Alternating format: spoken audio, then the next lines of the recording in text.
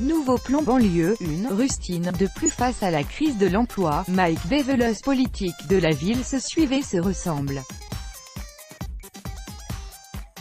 Malgré la volonté affichée par la classe politique de changer les choses, les différents plans banlieue semblent passer à côté d'un des problèmes majeurs des quartiers populaires. Pour le sociologue Fabien Truong, c'est l'accès à l'emploi qui pèse toujours. Le plan banlieue est mort, vive le plan banlieue. En effet, Emmanuel Macron enterrait, en mai dernier, le projet de Jean-Louis Borloo, évalué à 48 milliards d'euros, qui avait pour objectif de redynamiser la politique de la ville. Puis, le président de la République estimait alors qu'il fallait une nouvelle approche et qu'en 2018, poursuivre dans cette logique et poursuivre dans l'assignation à résidence, la politique spécialisée, je n'y crois pas. Pourtant, les propositions présentées par le gouvernement, le 18 juillet, n'ont pas fait preuve d'une grande originalité. Les méthodes et les solutions se suivent et se ressemblent. Comment expliquer que, peu importe la couleur politique des gouvernements en place, les initiatives pour sauver la banlieue semblent être un échec? Pour Fabien Truong, sociologue et professeur agrégé à l'Université Paris 8, auteur de Loyauté radicale, l'islam et les « mauvais garçons » de la nation, accent aigu D. La découverte, octobre 2017, il faut nuancer le terme d'échec, car la politique de la ville a eu aussi quelques effets positifs.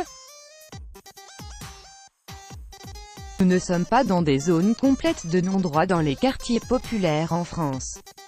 Il y a des zones qui sont très problématiques, il y a plein de choses dramatiques qui s'y passent, mais il y a des choses qui tiennent encore, lorsque l'on compare avec d'autres situations, par exemple aux États-Unis où les ghettos noirs américains sont complètement délaissés, car l'intervention de l'État sur tout ce qui est politique sociale est très faible. On voit que l'on n'a pas du tout les mêmes situations en termes de violences urbaines, d'économie parallèle, de pauvreté et de mort brutale. Néanmoins, Fabien Truong regrette que, dans l'implémentation de la politique de la ville, de nombreux dispositifs ont été réalisés de manière ad hoc, sans réellement concerter les habitants.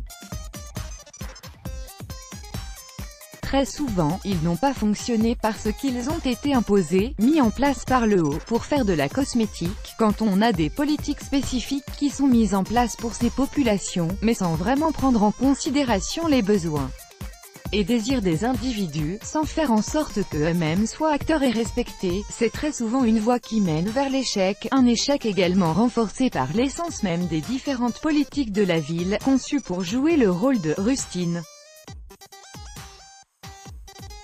En effet, comme l'explique Fabien Truong, les problèmes que l'on a dans les quartiers populaires sont liés à l'absence de mixité sociale, à la disparition du plein emploi et au manque d'emploi dans ces zones géographiques. Tous ces facteurs sont les conséquences d'un changement de société, de contextes économiques beaucoup plus larges, beaucoup plus globaux. De ce point de vue-là, les problèmes rencontrés en banlieue sont des symptômes plus profonds et révélateur des dysfonctionnements de la société tout entière, pas des problèmes de banlieue. Pour Fabien Truong, le cœur du problème reste l'accès à l'emploi, qui découle des questions de transformation du post-fordisme. D'un point de vue purement fonctionnel, vous aviez dans les quartiers populaires dans les années 50 à 70 toute une réserve d'ouvriers qui avaient du travail. Aujourd'hui, ce n'est plus le cas parce que le marché de l'emploi s'est transformé, il y a un problème de surnuméraire. Je vais être caricatural, mais ce n'est pas en repeignant une cage d'escalier que vous allez régler la question de l'emploi. Tout le monde le sait très bien, une question qui soulève deux chantiers principaux. D'une part, comment faire en sorte qu'il y ait aussi de l'emploi dans les banlieues ? En effet, le problème des quartiers populaires, c'est aussi qu'il y a beaucoup de personnes qui travaillent en dehors de leur lieu de résidence. Comment faire aussi en sorte qu'il y ait des initiatives qui permettent d'avoir un peu d'emploi de proximité? Les quartiers populaires fournissent une bonne partie des emplois dans les centres urbains et centres-villes qui ne seraient pas toujours fournis par les habitants de ces centres-villes. Il y a un jeu de flux très important, explique Fabien Truong. Et d'autre part, comment mieux partager le travail ou créer de nouvelles formes de travail dans de nouveaux secteurs? Cette deuxième option nécessite une véritable politique de formation, comme le détaille Fabien Truong. Dans ce cas, il faut massivement former la jeunesse vers les nouveaux secteurs porteurs. Mais attention, il n'y a pas que le 2.0. Comment on fait par exemple en France pour anoblir le travail manuel quand il y a tout un tas de métiers qui ont été complètement dévalorisés symboliquement avec la survalorisation du seul travail intellectuel, et d'ajouter un certain nombre de jeunes pourraient pénétrer certains secteurs de l'emploi, mais ils sont dévalorisés, dévalorisants. Ça pose des questions de plus grande ampleur. Reste à savoir si la création, par l'Élysée, d'une plateforme des stages, qui espère assurer 30 000 stages de qualité, sera suffisante pour répondre aux défis majeurs de l'emploi dans les banlieues et les zones périurbaines.